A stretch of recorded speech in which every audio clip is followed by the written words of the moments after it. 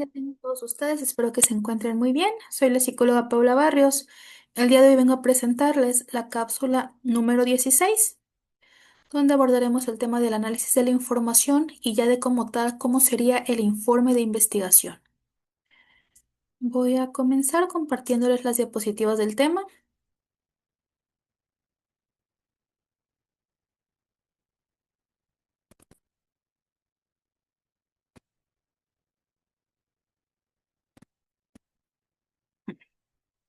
Ahora sí cerraremos la unidad 4 con cuáles son los pasos cruciales que convierten los datos procesados y analizados ya ahora sí en un consentimiento formal, en un conocimiento formal. El análisis de la información y la elaboración del informe de investigación. El análisis es la ejecución de la estrategia que diseñamos previamente, mientras que el informe es esta materialización de todo nuestro trabajo metodológico.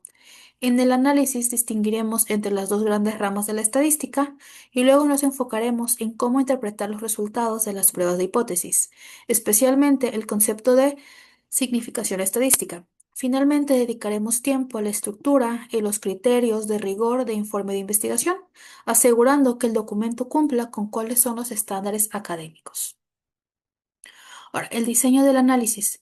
El análisis de la información es un proceso de aplicar las técnicas estadísticas seleccionadas en una matriz de datos para describir la muestra y para probar la hipótesis de investigación.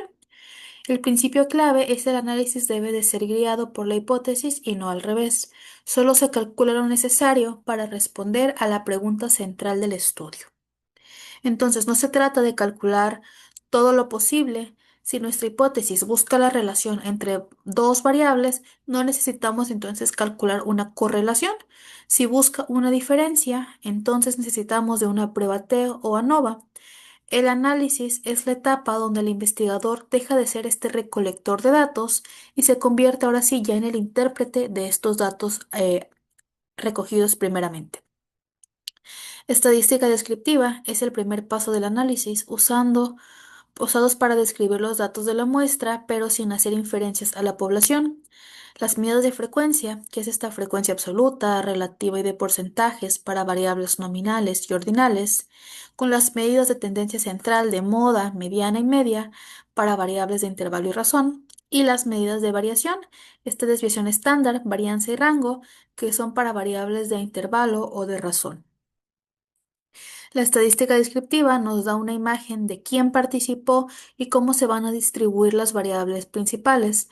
La media nos da este valor central, nos dice, eh, la desviación estándar nos dice qué tan dispersos o heterogéneos están los datos alrededor de la media. Un alto rigor exige que se reporten tanto la media como esta desviación estándar. En cuanto a la estadística, está. En cuanto a la interpretación y esta discusión de resultados, tiene que haber una constatación estadística, es decir, reportar el hallazgo, la media, el valor P o el tamaño del efecto. Una discusión teórica, relacionar el hallazgo con la literatura y el marco teórico, por qué sucedió, o si se confirma o si se va a refutar esa teoría. Las implicaciones, mencionar las consecuencias prácticas y las limitaciones del estudio. La integración de datos mixtos. El estudio con diseño mixto, cuantitativo y cualitativo en el análisis secuencial e integrado. El análisis cuantitativo, en este se obtienen los hallazgos estadísticos, por ejemplo, una baja correlación entre el salario y la satisfacción. Y el análisis cualitativo se utilizan los datos narrativos para poder explicar por qué de este resultado estadístico. Por ejemplo, las entrevistas revelan que el clima laboral es más importante que el salario.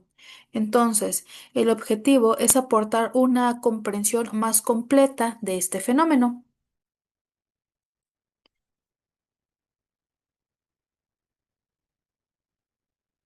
El informe de investigación.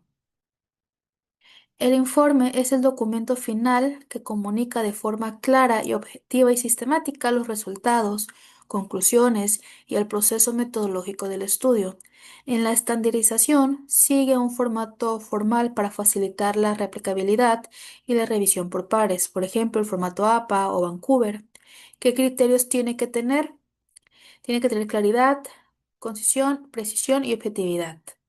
La estructura clásica de este formato debe de tener una introducción, que es la justificación, pregunta, objetivo, hipótesis, el método, esta metodología, diseño de participantes, muestra, instrumento, procedimientos, resultado, esta presentación objetiva de los hallazgos mediante tablas, figuras y valores estadísticos, y una discusión, que es esta interpretación de conclusiones, implicaciones, limitaciones y líneas de investigación.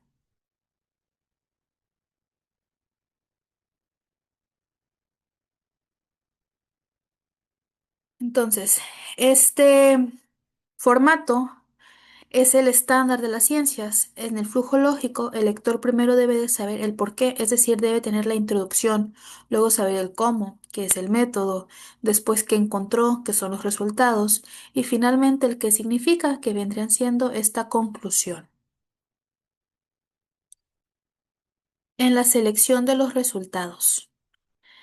Estas reglas de presentación, la objetividad, solo se presentan los hechos, la interpretación y el significado van de la discusión. La claridad es el uso obligatorio de tablas y figuras bien tituladas para poder resumir los datos.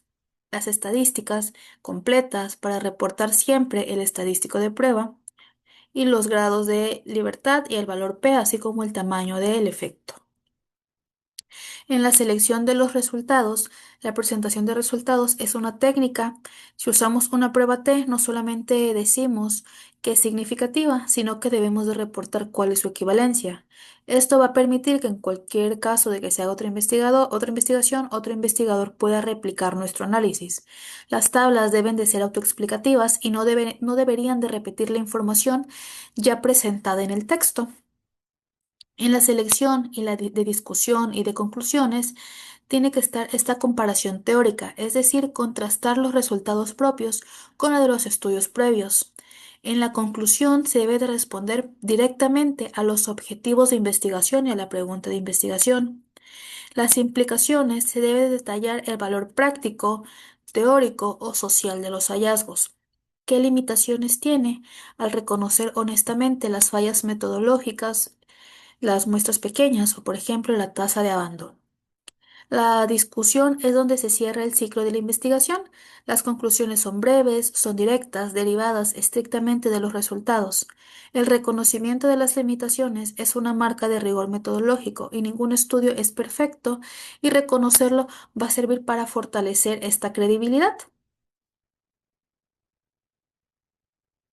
Elementos complementarios del informe. Tenemos las referencias, que es esta lista completa de todas las fuentes citadas en el texto.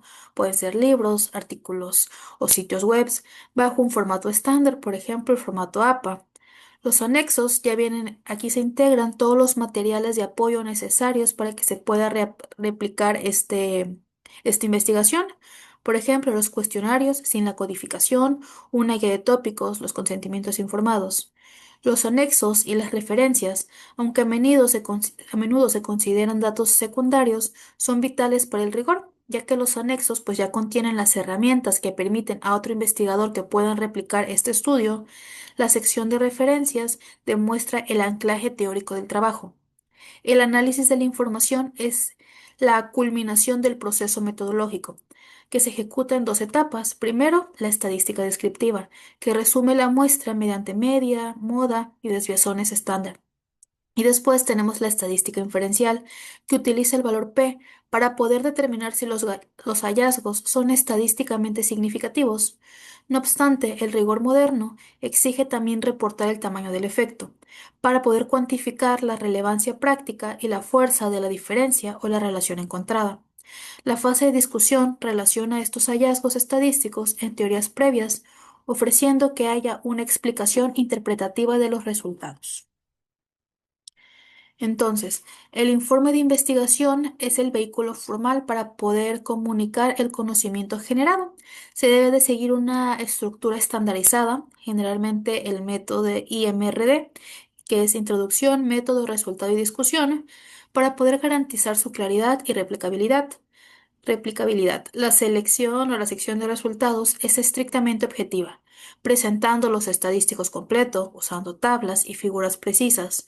En la discusión ya se interpreta, se contrastan los hallazgos con la literatura y se establecen las conclusiones y limitaciones del estudio.